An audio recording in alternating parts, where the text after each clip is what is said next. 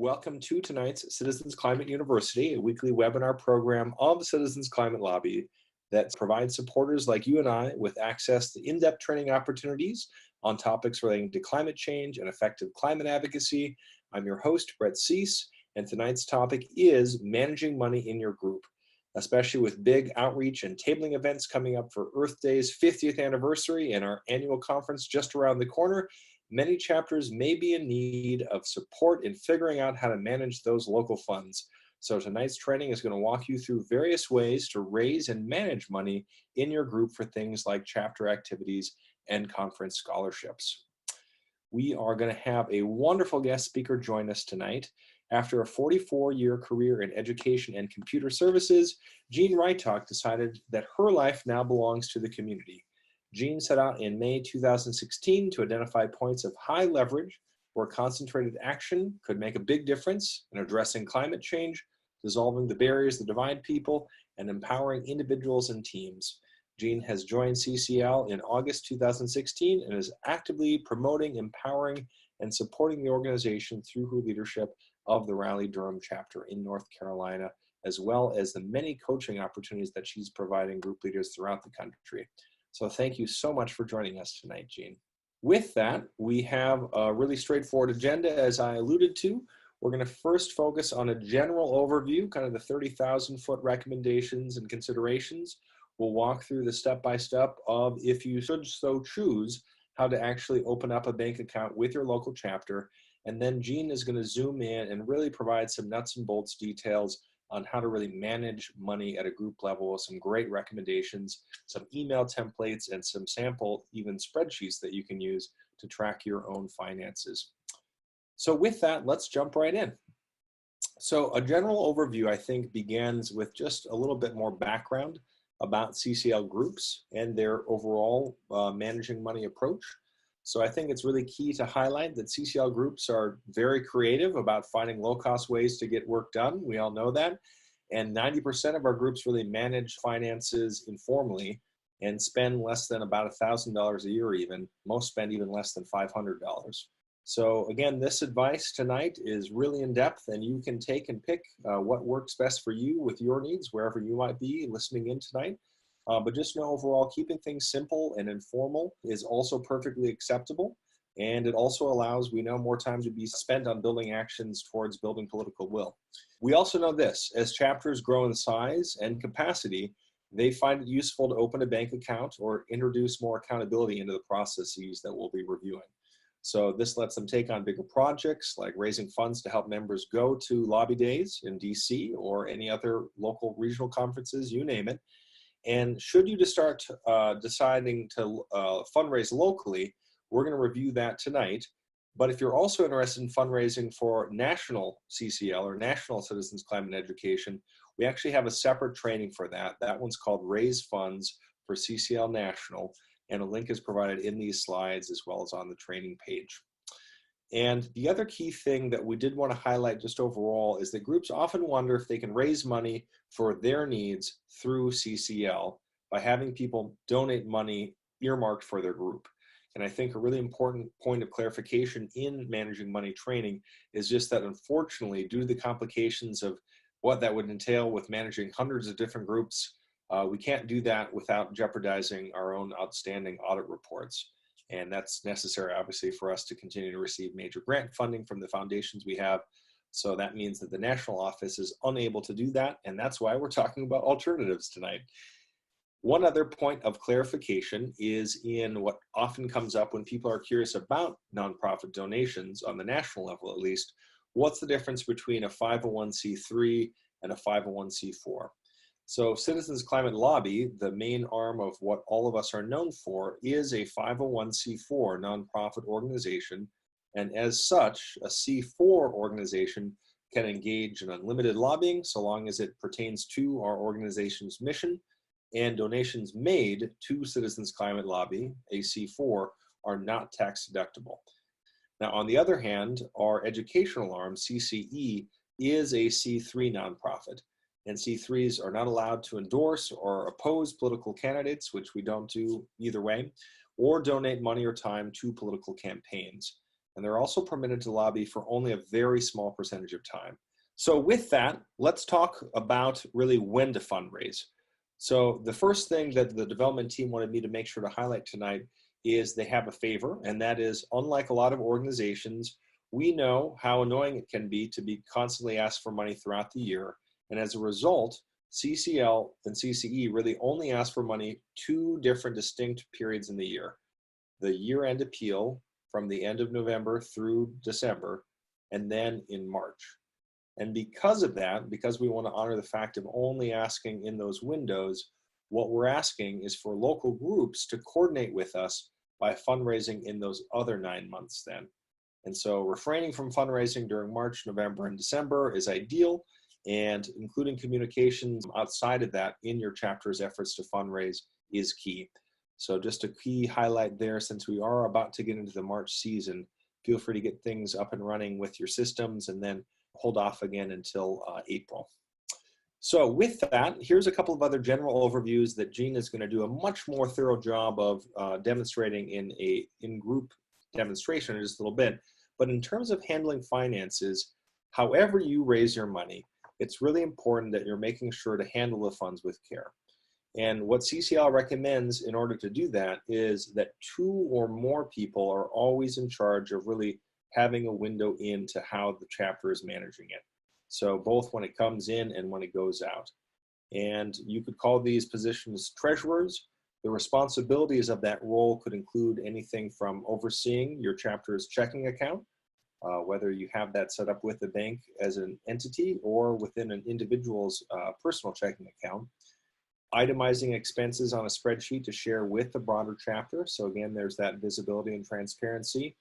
Making sure that more than one person's involved in the signing off process for making purchases, and as well in the reimbursement process.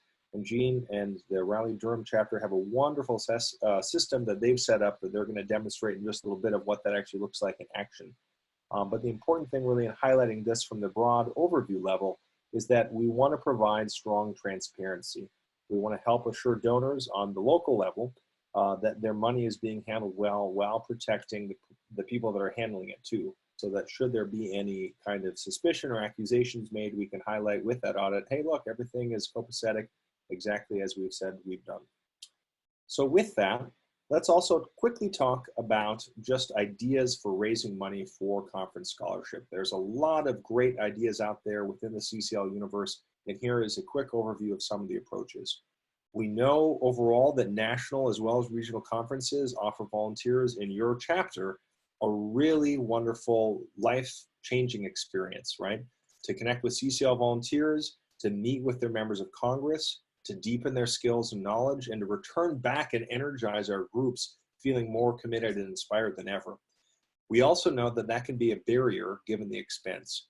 And so for many people, knowing that there is a possibility to actually help people with those traveling expenses makes it easier for them to decide whether to attend a conference. And so the conference fees reflect a subsidy, as you can see as you're registering for the June conference, so that every registrant is set up well below the cost of the actual putting on the event. And many groups have found it helpful to actually do additional fundraising of their own members to help get them and cover lodging, transportation, food, other preparations for clothing, even, you name it. And in order to do that, here's a couple of other suggestions for fundraisers you can do at the local level. The simplest way is obviously informally passing the hat at one of your meetings to collect money for your members who are going. And again, beyond that, a lot of other creative approaches that groups have volunteered include hotel and airline points. People who have extra of them can use them to subsidize lodging or transportation for a particular volunteer by helping buy their ticket and using those points. You could also, as a group, decide to put on an event and invite everyone you know to help send your own local lobbyists from your community to represent them in DC. Beyond that, though, crowdfunding platforms are wonderful and really easy technologies. So anything from individuals using GoFundMe to solicit donations. If you do use GoFundMe, don't select TCE as the recipient because we can't earmark donated funds. So you do want to make sure to have your local chapter be the main recipient when you're setting it up. To other platforms like Venmo and Zelle, Jean's going to walk through specifically what that looks like with their chapter's use of Venmo. And you can also use Facebook fundraisers as well. Keep in mind, though, a lot of these online platforms do deduct a small percentage of their donation to help generate the campaign. The other two areas that I just wanted to highlight is that local coordinators can help really be able to decide who's going and keep track of who are the applicants. So having somebody really manage this process on the chapter level makes it easier for you to figure out how to coordinate and room share, or even, carpool over there, whether that's on the chapter level, the metro level, the state level. Just having that communication across chapter or chapters is really going to be able to pool your resources in an effective way. And then lastly, we also have a conference room share forum. So for the regional level and the national level, if people are looking to connect to make travel plans together, it's a great place. We've highlighted it here on this slide with the link. You can also just search in community for those terms and be directed right to that. The key thing with the room share form is that you have to sign and check a little consent waiver online for that form to appear for you. And so if you have any issues accessing it or finding it, feel free to reach out to me. But you should be directed right to that consent form when you search for the page. All right, so I have one more section and then I will pass it to Jean. And that is specifically on the details of opening up a bank account for those chapters that are interested or have always maybe been curious but haven't taken that next step. And just again, a quick preface, this isn't a requirement for any chapter to do local fundraising. This is again, an involved process that, should you take it on, is a really helpful tool for those that have set their own bank account up as a group, but by no means is it a prerequisite for raising your own local funds. So let's start in by just thinking about overall, if you need to open a bank account, if your group does an assessment and that's what you determine, you need a EIN number as well as filing an appropriate tax status with the IRS. And in order to do that, you need to also make sure to formalize your chapter's name and follow a series of administrative steps basically online on the IRS website that I'll walk through in just a little bit. You need to make sure to designate a point of contact, normally the treasurer or whoever you might have as your local group leader, and they must be willing to list their social security number and their personal address on the application form because they're the one that is now going to be responsible for filing an annual tax return. This has spiraled into a lot of details all of a sudden very quickly. So know that there is some involved steps in order to make this happen. And the key thing is that donations to your local chapter will not be tax deductible. Also, you will not have to pay taxes on the revenue you raise, however. So with that, let's look at how you do that. So to start, to get your EIN number, I'm going to walk you through the process of applying for one on the IRS website. EIN stands for Employer Identification Number. It's just really used by the IRS for all organizations, regardless of whether they actually even have employees.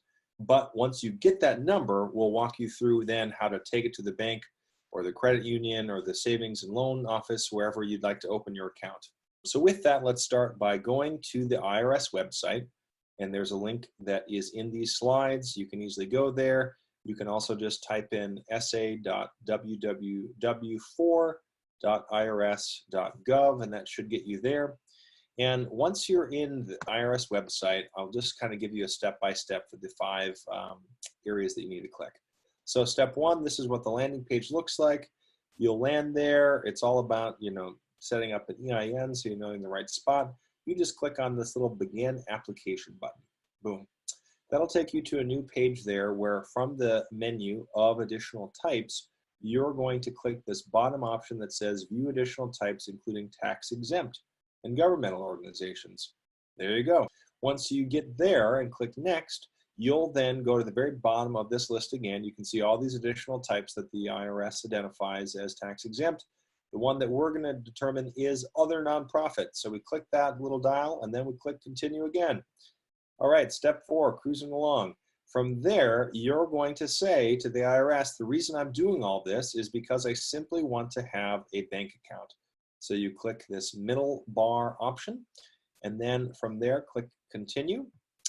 And then after that, you'll just have to start filling out whoever your treasurer's designated name, social security number is. the authorization that they are willing to be responsible as the officer, having knowledge of the organization's financial affairs, you name it. You'll click continue, and then they would identify their personal information in terms of where that filing will be sent from, normally just the home address. So with that information, again, the key thing after you've got that EIN is that you can take it to wherever you're choosing to set up your account, and they'll be able to open up a chapter for you, the account as an unincorporated association. Now, each state probably has additional requirements. We're not going to get into all 50 variations of that, but you might have to look that up with the help of your bank or your credit union if you're interested. But we also recommend, as you're opening this account, to have those two signers show up together for the greater accountability that we mentioned. And if your institution is also looking, as a bank for an organizing document, we've got a simple example on this training page that you can use as a boilerplate too. The last thing that I wanted to highlight after you've opened up this bank account is this. So you're going to receive your EIN number instantly. You're going to have to then make sure that you file a Form 8976, a really easy to remember number, which is a simple registration that you can submit online as well, but it comes with a $50 user fee. And what that does is basically notify the IRS that you officially exist, you're claiming C4 status. The key is that you have to file it within 2 months, basically 60 days of when you've initiated this EIN process to avoid penalties. And if you're looking for that link, you can easily Google it or go right to this training page and get the link to the file as well. If you have any questions about this whole process of bank accounts that I've just gone over, we recommend that you contact our Chief Financial Officer, Olivia, at olivia@citizensclimate.org. And we also really want to encourage groups from forming C3s. So as again, we've distinguished this earlier, for the sake of simplicity, C4 is the much simpler way to go. The last thing I'll also highlight is that if you do plan on having a large amount of money from a fundraiser, $1,000 plus, we discourage you from having an individual open a bank account in their name, because that income then is subject to income tax and could be problematic for that individual situation. So that's always an important consideration too. All right, with that though, I'm going to get out of the way and let the real show tonight take over so that we can enjoy learning from the wisdom of the Raleigh-Durham chapter as led by Jean. So, hello everybody, my name is Jean Ritok. I'm co-leader of the Raleigh-Durham chapter here in North Carolina. And my topic today is fundraising and accounting, raising money for your CCL chapter. This is the nuts and bolts edition. The practical things you'll need, such as ideas for how to go about step by step, making the ask, who to ask, how to account for the money, how to reimburse, all those steps, etc. And we've given it to you in such a way that you can adapt it to your circumstances, including a spreadsheet to do all the accounting. So with that in mind, let's dive in here. The first thing about raising money is to confront that most people have something in the back of their mind saying, I hate to ask people for money. Or something like this. People would probably go to the Washington, D.C. conference, the Lobby Day conference, but they can't afford it, it's too expensive. Or they might have a thought like, well, our tabling doesn't look so great, but it's all we can afford right now. So it's easy to really get disempowered around money, but instead you could stretch your comfort zone, a familiar thing in Citizens Climate Lobby for every volunteer. Stretch your comfort zone and say instead something like this. I say that money is not going to be a barrier for anyone in this chapter who wants to go to Washington, D.C., or for us to have an attractive tabling kit, or for whatever it is, the need that you have. I say it's possible to raise the money to fill that need. Okay, let's start from there. Great. So now what do you do after that? Well, first you get clear about what's needed.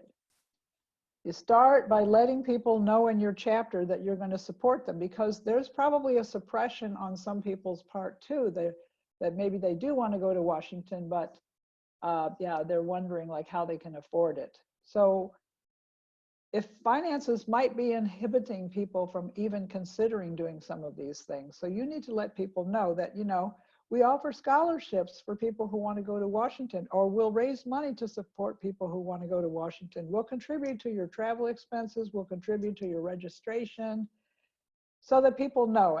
But you also need to have them commit. So for example, for Washington, they need to register, and then you can start raising the money. So it's kind of like a mutual commitment. The next thing is to ask them, like, or have them get clear exactly how much money do they need. You know, have them take a look. We need dollar amounts before we can start raising money. Same thing for like supplies for tabling. Have your tabling team or your tabling person like estimate, do a little research on the internet and on Amazon and find out like how much is it going to cost to get us a tent, a table, etc., and come up with an amount. So like you have, like we need $500, we need $300, etc. And also make it really clear to the people in your chapter that you're going to support with financial, you know, means. That you're going to support with money to that you're going to agree an amount with them, a not to exceed amount. Up to this amount you will reimburse. You need to let them know what kinds of expenses are eligible, and that they're going to need to save receipts to submit for reimbursement. Usually that's pretty simple, but if you miss this up front, it can cause trouble later on. So make sure you're clear about that. All right, so now you've figured out how much you need, and now it's time to design your fundraising program. And so you need to think about who are you going to ask, and I'm going to give you recommendations about each one of these. How you're going to collect the money, and how you're going to reimburse approved expenses. So first, who to ask? Well, we suggest sending an email ask to your entire chapter roster. And the reason is this: a lot of people might not be active in your chapter because, you know, they're busy, their lifestyle doesn't allow it, etc. But giving money might be a way they can contribute and that they would find very satisfying. Of course, your ask needs to be carefully worded so that it's clear, even to those who haven't been active, what you're doing, what you're asking for, and how the money is going to be used. So I'll give you more on that later on. Second, how are you going to collect the money? So we suggest keeping things simple. Our chapter uses the Venmo app. You can Google it, V-E-N-M-O. It's available on the phone and on laptops, and it's linked to the bank account for us of one of our trusted members. So if your accounting processes are tight, you can make this work. If you're not comfortable with using a trusted member's bank account, then you can set up a chapter bank account as described in CCL community, where it's called Managing Money in Your Group. If you use Venmo, you can accept donations via Venmo, or you can have donors US mail, like just snail mail you a check to the person who's managing the bank account. And how you will reimburse expenses, we suggest using Venmo to reimburse, or you can also use snail mail by just mailing somebody a reimbursement check. So now with all of that worked out, what are some good ways to ask? I'm going to give you a couple examples. We like to say that some people don't have time for CCL, but would love to financially support specific CCL activities. All we have to do is clearly ask and make it easy to give. So we suggest sending an email ask. It puts all the information in one place. It makes it easy for potential donors to say yes. And a little trick here is to put all the names that you're sending it to in the blind CC section of the email. And that way, when people reply with questions and that sort of thing, it only goes to the sender and not to everybody on the list. Spend some time on the wording of the ask. And again, a couple examples are going to be below. And here's what needs to be included. First, you need to have a message title that gets potential donors to open your email. Yeah, enough said about that. You need to inspire your audience with the need and do it in a few words. And you need to offer them an opportunity to help. And finally, you need to have everything in your email that readers need to know to respond positively. Make it easy for your donors so that they know how to donate, what to do next. Yeah, make it easy, so straightforward. So here is an actual email that our chapter sent out, and the title was Seeking $500 to Send Our CCL Teen Members to Washington Lobby Day. And here's what we said. Fellow climate supporters, we're so impressed with the teen leaders who have joined our chapter recently. They're known at their high schools as climate leaders and are known to us by speaking out about living their adult lives in the changing climate we're leaving them. 3 teens are now registered for the Washington, D.C. Lobby Day, November 11 and 12. Young people always get special attention in lobby meetings, and these articulate young people are perfectly suited for that. We are looking for $500 to help fund the trip for several of these teens. Can you help? To be clear, these donations are not tax deductible, sorry. If you are a Venmo user, you can transfer your donation to, and then you give them the account name that they need to look for. And that person will reimburse the teen's expenses from funds received. If you want to give more traditionally, forward this message to an email address for further instructions. And that's where you put the email, the place that they can mail a check and how to make out the check and that sort of thing. Thanks for being part of this important work. Now, as always, it takes a village. And we are a resourceful village that makes things happen. And here's a second example, passing the hat. I'm not going to go into it right here. You can read this, this slide deck will be there, but it's a similar thing. Now, we're resourceful. This is one way you can help. Here's how to do it with a similar mechanism below. Either give through Venmo or forward this message to an email for further instructions as to where to mail the check and who to make it out to. So then you send out the ask, and then as people respond, you send appreciation and respect to each one of them promptly, like by return email. Just read it and immediately get back to them and thank them for it. Keep track of pledge amounts and who made them, because you'll need to maybe follow up with some people. Once sufficient pledges have been received, wait a day or 2 and send out a message ending the ask. So we like to close out our ask when it's clear that we will meet our goal.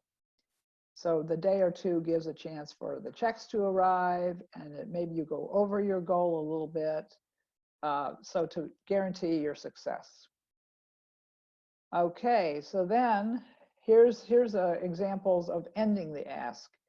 We sent out an email that said, raised $500 to send our team members to Washington Lobby Day. Thanks to all who considered and responded to our request. We now have receipts and checks being mailed to meet our goal. Thanks for making it easy. Generosity smooths many paths. Okay, so there's also connected with this presentation, there is a workbook, a set of spreadsheets for you to track things and make your activities auditable by a third party. It's called the Fundraising and Accounting Workbook, and it's available on Community in the Managing Money in Your Group section. And it has 3 sheets. I'm going to show you those later on, and we're going to go through what's on them. There's a sheet for your check register. That's kind of like a high-level summary of everything. There's a sheet for expense detail, a sheet for income detail, and we also have a volunteer from our chapter, Libby Searles Bowes, who's willing to support you if you have any questions or technical details working with the spreadsheet. There's her email right there, libbysearlesbowes@gmail.com. So as donations come in via Venmo or via checks coming in the mail, you let donors know as soon as you receive them, and you thank them again. And then you promptly deposit any checks and record each donation in the income detail spreadsheet and the check register spreadsheet. I'll show you those in a minute. You make a copy of the checks that were deposited, and you store the hard copy for later reference. Again, that's so that you can easily let a third party check what's been going on and be comfortable that everything is balancing. So what do you do for reimbursing? Well, you've already made it clear ahead of time to the people that you've pledged money to that they're going to need receipts to get reimbursement, because that's a hard and fast rule. You've made clear what kinds of expenses we're going to reimburse, how you'll be getting the reimbursement to them, and you can now tell them that electronic receipts are acceptable. You know, if they have hard copy, they can scan it and email it to you, or if they have some kind of an email or electronic version of their receipt, forwarding that to you is also acceptable. And when they submit those receipts, first you look them over to see that they match what we agreed to. And I like to say it's okay to be picky about this, because, you know, we need to take things seriously when we're spending our donors' money. We want our donors to trust us in the future. So we need to make sure that what we told them and how we're acting with their money match up. Store the receipts for auditability in the cloud. We use Google Drive. And we give each one a file name that starts with its date. And that way it's easy to find things later when you're trying to, if you have any questions.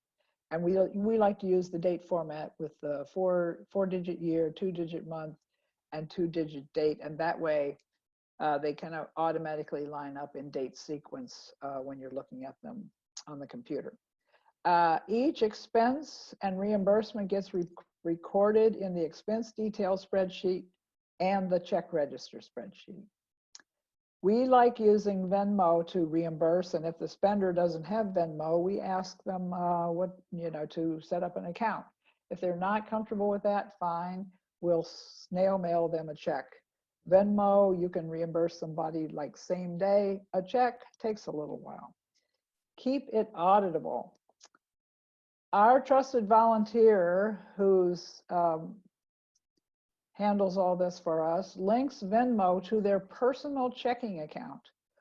Each CCL entry is clearly marked in their checkbook as CCL related, and at any time the fundraising and accounting workbook's check register spreadsheet documents how much CCL money is in the trusted volunteer's personal checking account. Copies of all the machine-readable receipts and copies of all the emails that approved expenses are stored in the cloud. That is, for us, it's on Google Drive. And again, everything, the emails that approved their expenses as well as their receipts, are stored with a file name that starts with their date. Only the members of your chapter who are authorized for accounting are given access to this information. Money is spent only on items that the money was raised for. That's very important. And no reimbursement without first submitting a receipt. There's no exceptions to this because it's trust building. And finally, a very small number of people are authorized for accounting and can see all the accounting transactions. You need more than one person just for checks and balances, but you don't want very many. So maybe 2 or 3 people. Especially the donor information needs to be held in confidence. So 2 or 3 people, that's fine. That's it. Now you can raise money for your CCL chapter. So I'm going to share my screen now and show you the fundraising and accounting workbook. And although it opens up to the check register, I like to start with the income detail sheet. You can see the sheets down here at the bottom of the page, because usually you'll first be raising money and then spending it. So for income detail, you just fill this out. Now there are various formulas on here to check that everything is balancing, and we've marked them in the yellow cells here. So you don't want to be messing with those formulas. It's pretty straightforward. You put the donor's name here, you put the amount they donated, the date you received it, the date you deposited, the form of the donation. If it's a Venmo transfer, they send it over to you and boom, you have it. That's it. What fund it's for right now, in this particular example, there's a fund for tabling supplies and a fund for CCL teens to DC. When it went into the treasurer's checking account, when the date the donor was acknowledged, where was the documentation stored, and the donor contact information. Okay, so those are the various pieces of information that you need to gather for each donation. And then you go over to the check register and you put in the details about the check or about the donation. This would be an addition to your bottom line, and then when you're paying out expenses, there are subtractions. So you can sort of see them here. Here's another donation of $275, and then a reimbursement of $90.94, etc. So you enter the details here so that you have a running total of what's in the checking account, what's in Venmo, and how much has been spent on within each of your funds. And then I'm going over to the expense detail now. So when someone asks for a reimbursement, you come over here and you put the date that they were reimbursed, the name of the person who incurred the expense, the amount that they're asking for, the fund it's going to be coming from, how much was paid from Venmo, the date of prior approval to spend. That meant you, at some time, somewhere along the way, you said, yes, we're going to do this in an email, and you've kept that email, so that makes it easy to confirm that you agreed ahead of time to the spending. Whereas the approval documentation, okay, this early one we didn't store it. Expenses for tabling copies, the date the spender acknowledged the reimbursement. So when did they get it? They said, yes, I got it. Where are the receipts stored, and any notes that you have about the transaction. So you fill those out here, and then you go over to the check register and fill the columns out over there about a reimbursement. The date, the description, the amount, the form of the transaction, Venmo transfer out, the fund, the amount. And so see, the reason it has a Venmo and a checking account is that Venmo, when Venmo doesn't have any further money in its balance, it dips into the checking account that is associated with it. So that's why a checking account transaction would apply here. Okay, and then you see the balances here. So that's it. This example would be for your use. Again, up here it says if there are any questions or issues when you're using this, contact Libby. There's her information, and she's a wizard at these sorts of things and can help untangle any or explain further any questions. So I guess that's it. Yeah, now you can raise money for your chapter. You have a lot of the tools to get started, and like don't make lack of money stop you from doing your CCL activities. It's out there. You just have to ask for it. Thank you. Brilliant. All right. And again, if you have any questions after tonight, Jean did highlight how you can get a hold of the spreadsheet magic that we have available through the wonderful Libby. And you can always post things in the forum where there's actually a good discussion happening right now about how different chapters are managing their money. So you can always kind of find out a bit more information there too, or share your own experiences after tonight's training. But with that, I'd love to just close by highlighting how darn grateful we are to have Jean Ritok and all of the advice that you provided and really walked us through tonight, Jean. So thank you, thank you, thank you for putting together a really wonderful presentation and being to uplift just the ability for us to think through this and what it looks like on a local level. Yes, you're absolutely welcome. And thank all of you for making time to join us. We hope that you found tonight's training empowering and that all of us are going to just go forth and raise money with all success. And thanks again for being here, everyone, tonight. It was great to see you. Thank you for listening to this episode of Citizens Climate Lobby's training program. You can tune into more episodes anywhere podcasts are available. Inspired by what you heard today? Join Citizens Climate Lobby to advocate for bipartisan climate solutions. Go to community.citizensclimate.org to find more trainings, resources, your local chapter, national action teams, discussion forums, and more. Be sure to like our Facebook page and follow us on Twitter and Instagram @CitizensClimate. We also invite all of our listeners to subscribe to our YouTube channel for more inspiration. And together, we are creating the political will for a livable world.